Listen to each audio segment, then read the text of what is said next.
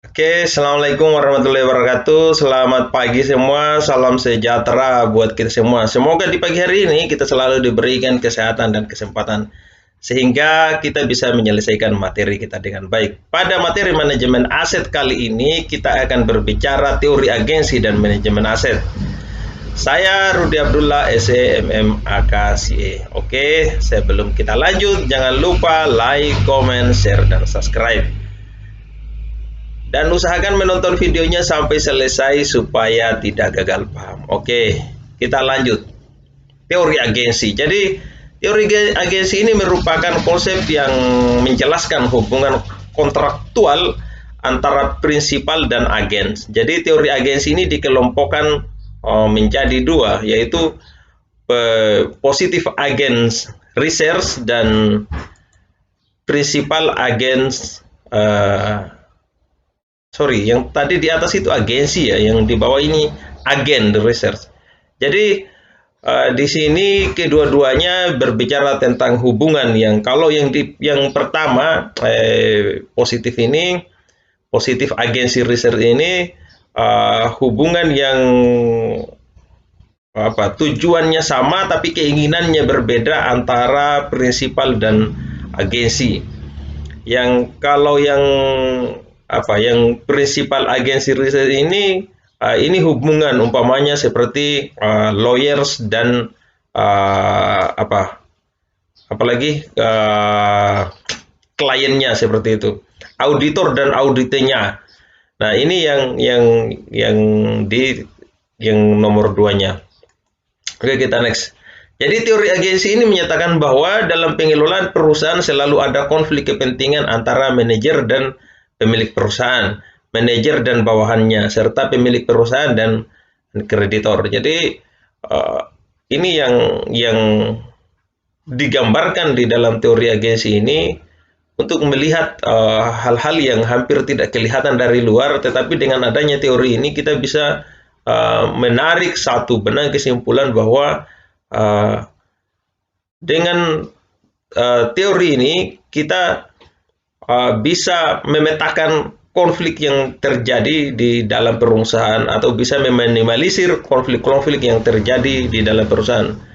Sebenarnya bukan konflik ya, tapi kepentingan. Oke, teori agensi dan manajemen aset. Teori agensi ini digunakan untuk memahami hubungan antara agen dan prinsipal. Agen mewakili utama yang menjadi wakil utama dalam transaksi bisnis tertentu dan diharapkan untuk mewakili kepentingan yang terbaik, terutama bagi perusahaan. Teori keagenan dapat digunakan untuk merancang insentif dengan tepat, dengan mempertimbangkan apakah kepentingan memotivasi agen untuk bertindak. Oke, kita next. Hubungan teori agensi dan manajemen aset. Jadi dengan adanya teori agensi dan manajemen aset ini, maka kita bisa mencegah dalam memilih orang-orang yang tidak kompeten dalam pengadaan aset. Yang kedua, orang-orang yang kita juga bisa mencegah orang-orang yang ingin melakukan korupsi, kolusi, dan nepotisme dalam pekerjaan demi tujuan pribadinya.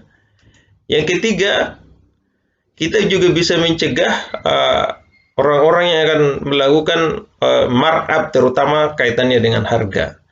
Yang keempat, seperti tadi, mencegah pencurian barang. Yang kelima, mencegah pengadaan aset yang tidak sesuai dengan kebutuhan.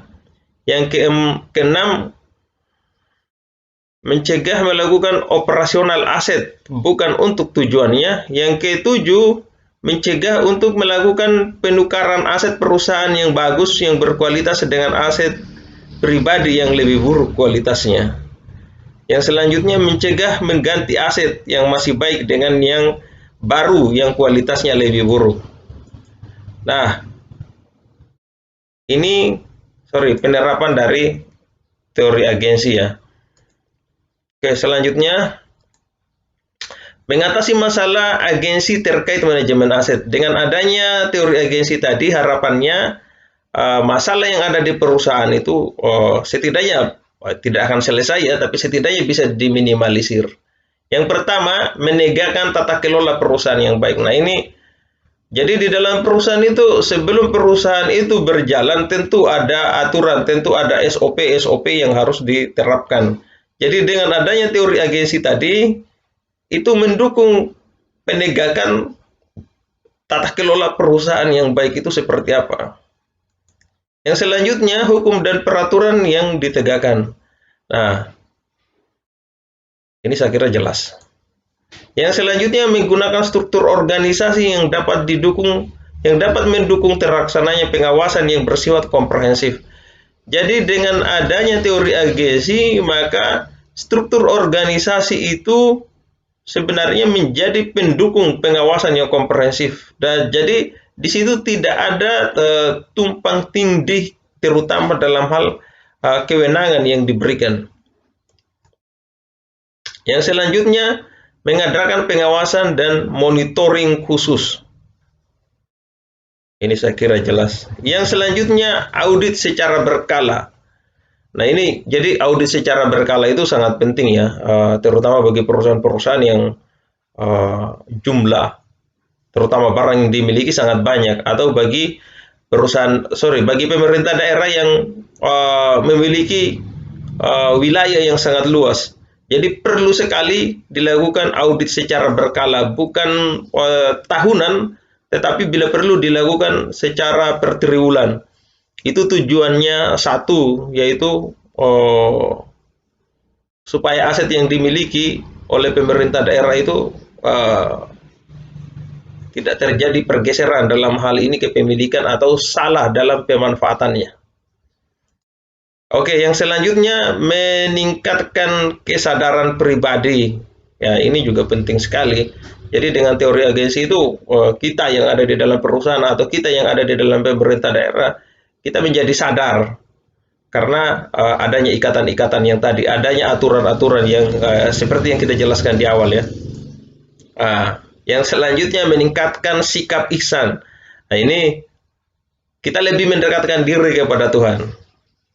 Oke, saya kira. Oh ya, saya kira seperti itu materi kita kaitannya dengan teori agensi. Terima kasih. Demikian yang bisa kita paparkan pada materi teori agensi dan manajemen aset. Jadi hal-hal yang tidak dipahami terkait dengan materi ini silakan tanyakan di kolom komentar yang tersedia di bawah. Terima kasih. Assalamualaikum warahmatullahi wabarakatuh. Selamat pagi semua.